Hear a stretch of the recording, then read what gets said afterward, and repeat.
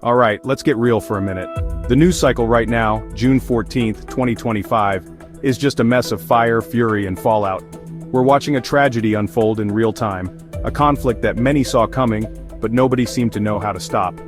It's easy to get caught up in the headlines, the missile strikes, the casualties, the tough talk from world leaders. But I want to take a step back and ask a fundamental question, especially for my Muslim brothers and sisters watching this nightmare. Is this what our faith teaches? Does Islam really tell us to fight until we have nothing left, to sacrifice everything for a principle, even if that principle leads to our own destruction? The answer, when you look at the actual history, is a resounding no. The story we are often sold by charismatic leaders is one of glory, honor, and unwavering resistance. It's a powerful narrative, and it's one that resonates deeply with people who feel pushed into a corner. They tell us that to be strong is to never back down, to never compromise, and to meet every threat with equal or greater force. They paint a picture of faith that is rigid, unbending, and frankly, a little one-dimensional.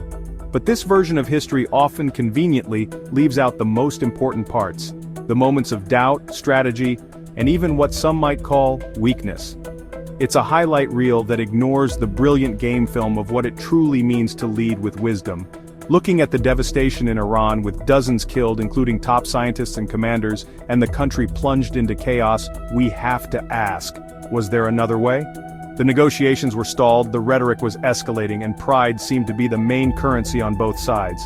The Iranian leadership rejected deals, insisting on their right to enrich uranium, a position they framed as a matter of national sovereignty and religious defiance. But true strength isn't just about defiance. It's about knowing when to pick your battles and, more importantly, when to walk away from a fight you can't win, especially when the lives of your people are on the line. The core of this issue isn't about who has the bigger missiles or the more aggressive tweets. It's about a fundamental misunderstanding, or perhaps a deliberate misinterpretation, of Islamic teachings.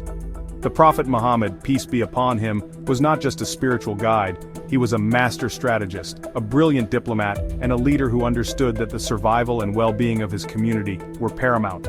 His life is filled with examples that offer a blueprint for navigating crises, not with blind pride, but with calculated wisdom and profound compassion. These are the lessons that seem to have been tragically forgotten in the lead-up to yesterday's calamitous strikes. Let's travel back in time to the Battle of Uhud. This isn't just some dusty story from a history book, it's a critical lesson in leadership and survival. For those who don't know, the Muslims were on the verge of a decisive victory. But then, a group of archers, who were specifically instructed by the Prophet Muhammad, peace be upon him, to hold their high ground position no matter what, saw the enemy retreating. Thinking the battle was won, they abandoned their posts to grab the spoils of war. This single act of disobedience, driven by greed and a premature sense of victory, turned the tide. The enemy cavalry circled back, attacked the now unprotected Muslim flank, and chaos ensued. In that moment of crisis, with his forces scattered and his own life in danger, what did the Prophet do? Did he command his followers to fight to the last man in a blaze of glory? Did he declare that martyrdom was the only honorable path forward? No. He made a calculated strategic decision. He ordered a retreat. He gathered his remaining companions and led them to the safety of the Uhud mountain. This wasn't an act of cowardice, it was an act of profound wisdom. He understood that preserving the lives of his followers was more important than winning a single ill-fated battle. He chose survival to fight another day.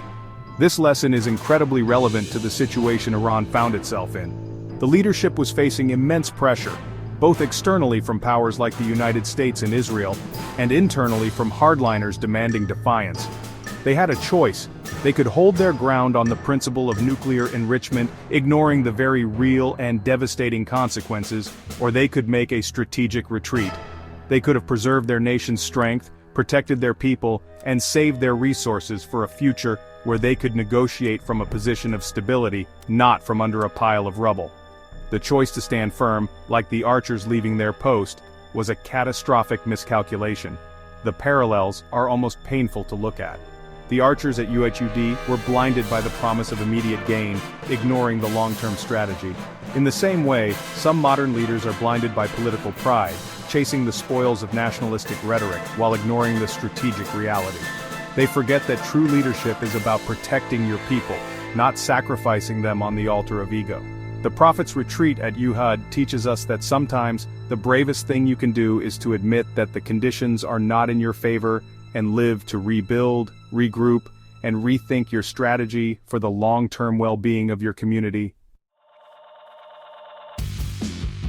If Uhud was a lesson in strategic retreat, the Treaty of Hudaybiyyah is a masterclass in diplomatic genius. This is probably one of the most misunderstood events in Islamic history, but it's also one of the most important. The Prophet and his followers traveled towards Mecca unarmed, with the peaceful intention of performing the minor pilgrimage, or Umrah. They were stopped at the edge of the city by the Quraysh, their staunchest enemies. The situation was tense. The Muslims were ready to fight for their right to worship, but the Prophet chose a different path. He chose peace, even when it looked like humiliation. He negotiated a treaty with the Quraysh, and let me tell you, the terms were brutal. On paper, it looked like a complete surrender. The Muslims had to agree to turn back that year without performing the pilgrimage. Any Meccan who fled to the Muslims had to be returned, but any Muslim who fled to Mecca would not be.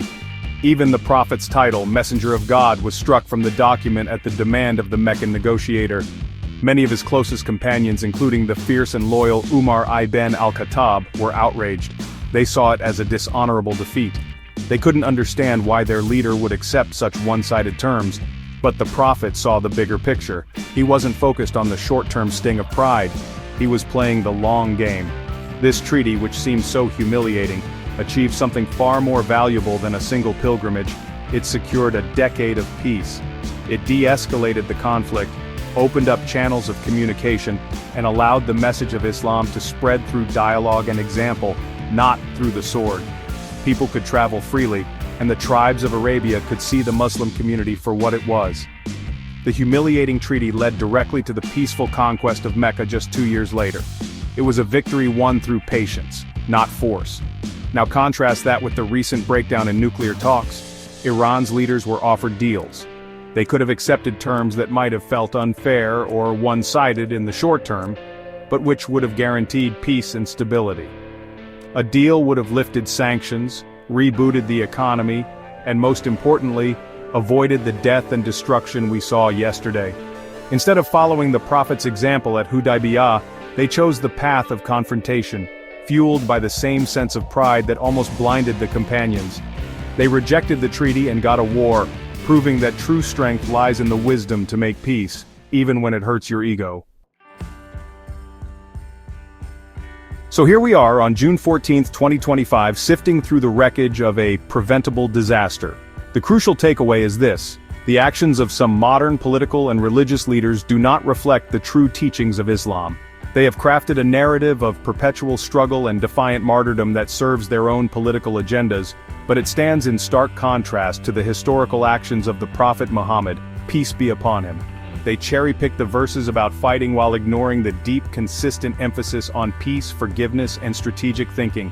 They've turned a faith of wisdom and compassion into a political ideology of rigid, unbending pride. When leaders demand that their people endure endless hardship and sacrifice for a political goal like a nuclear program, they are not emulating the Prophet. They are emulating the very tribalism and arrogance he sought to overcome. The Prophet valued every single life in his community. He retreated at Uhud to save his people. He signed the Treaty of Hudaybiyyah to protect his community and secure a future for them. His goal was always the long-term safety and prosperity of the Ummah, the global community of Muslims. He understood that a dead community cannot worship, a starving community cannot thrive, and a nation in rubble cannot be a beacon of faith. It's time for us, especially the younger generation, to reclaim our history. We need to look past the fiery sermons and the political posturing and read the source material for ourselves. We need to study the life of the Prophet and ask ourselves what he would actually do. Would he risk the annihilation of his people for the sake of a weapon? Or would he seek every possible avenue for peace, exhaust every diplomatic option, and make the difficult choice to compromise for the greater good? The historical evidence is clear. He was a peacemaker first, and a warrior only when absolutely necessary. Ultimately, this isn't just about Iran's nuclear dilemma. It's about a larger battle for the soul of Islam. Will we follow the path of ego, pride, and self-destruction, dressed up in the language of faith? Or will we embrace the true prophetic model of wisdom, strategy, and profound compassion for human life? The lesson from Uhud and Hudaybiyyah is timeless. True strength is not found in a refusal to bend. It is found in the wisdom to know when to step back, the courage to make peace, and the unwavering commitment to protecting the lives you are responsible for. That is the real jihad, the struggle to overcome our own pride for the sake of humanity.